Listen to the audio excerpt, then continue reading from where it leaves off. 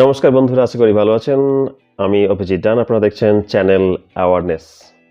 আপনি সকলকে অসংখ্য ধন্যবাদ আমার চ্যানেলটি সাবস্ক্রাইব করার জন্য, আর ভিউ করার জন্য, লাইক করার জন্য।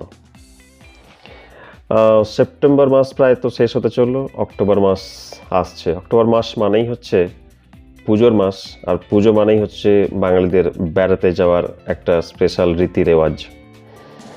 তো আজকের এই ছোট্ট ভিডিওটা আমি সেই বেড়াতে যাওয়া নিয়ে ঠিক নয়, মানে বেড়াতে যদি যান আপনি কোথাও না কোথাও কোনো হোটেলে স্টে করবেন, তো হোটেলের রুমে কীভাবে আপনি নিজেকে সিকিওর রাখবেন সেই নিয়ে আমি দু চার কথা বলতে চাই।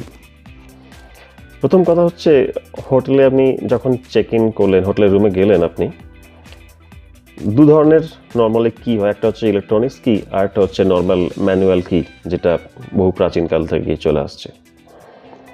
তো যদি ইলেকট্রনিক্স কিজ হয় তো সবসময় তার একটা কপি আপনি নিজের কাছে রাখার চেষ্টা করবেন, নিজের ব্যাগে। যতদিন আপনি 2 দিন 4 দিন 5 দিন 10 দিন যতদিনের বুকিং আছে আপনার, ততদিনের।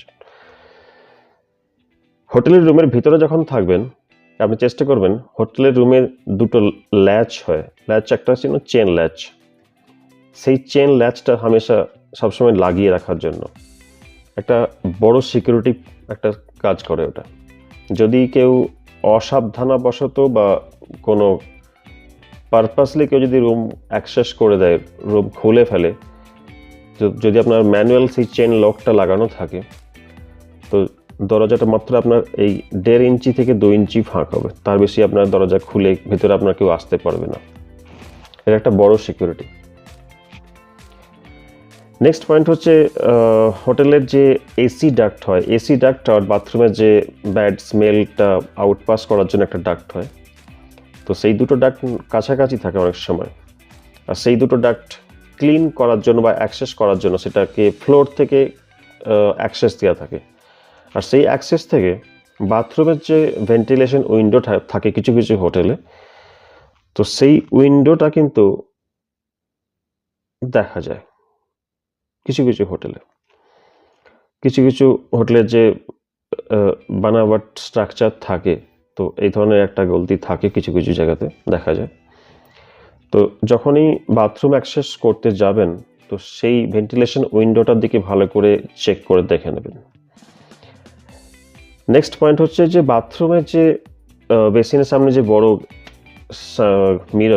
মিররের কথা নতুন করে তো বলার কিছু নেই, যে হিডেন ক্যামেরার কথা আপনারা নিশ্চয়ই সবাই আজকে জানেন। তবু একবার বলে দিই, আঙুলটা ঠিকিয়ে দেখবেন। আঙুলটা ঠিকিয়ে যদি সামনের যে প্রতিবিম্বটা আসছে সেটা যদি খুব কাছে মনে একদম ঠিকে যাচ্ছে আঙুলটা, মানে এরকম করে ঠেকালে আপনার আঙুল থেকে যে প্রতিবিম্বটা যদি ঠিকে যায়, তার মানে জানবেন দয়া কুছ তো গড়বড় হয়। আর যদি একটুখানি হলেও ডিফারেন্স থাকে তাহলে জানবেন ঠিক আছে। তাছাড়া হচ্ছে যে সমস্ত জিনিসগুলো খেয়াল রাখবেন, কোনো ঘড়ি থাকলে ঘড়িটাকে খুব কাছ থেকে আপনি দেখে নেবেন। কোনো প্লাগ থাকলে সেই প্লাগ সকেটের মধ্যেও হিডেন ক্যামেরার চান্স থাকতে পারে, সেসব জিনিসগুলো ভালো করে খেয়াল রাখবেন। কোনো স্ক্রু লাগানো আছে, কিন্তু সেখানে হয়তো স্ক্রুটা একটা যে অ্যাঙ্গেলের স্ক্রুটা লাগানো আছে সেটা হয়তো তার প্রয়োজন নেই। সেই ধরনের আপনার যদি কোনো নজরে পড়ে, সেই স্ক্রুটাকে ভালো করে চেক করে দেখে নেবেন। কিন্তু কখনো কখনো সেই স্ক্রুর মাঝখানে হিডেন ক্যামেরা থাকার চান্সেস থাকে।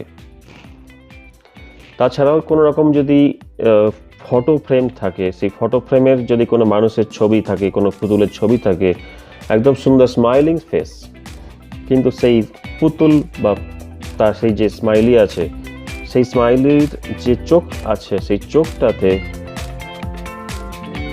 তার চোখের ডার্ক স্পটটার মাঝখানে হিডেন ক্যামেরা লুকানো থাকতে পারে। Be very careful. ধন্যবাদ, ভালো থাকবেন, নমস্কার।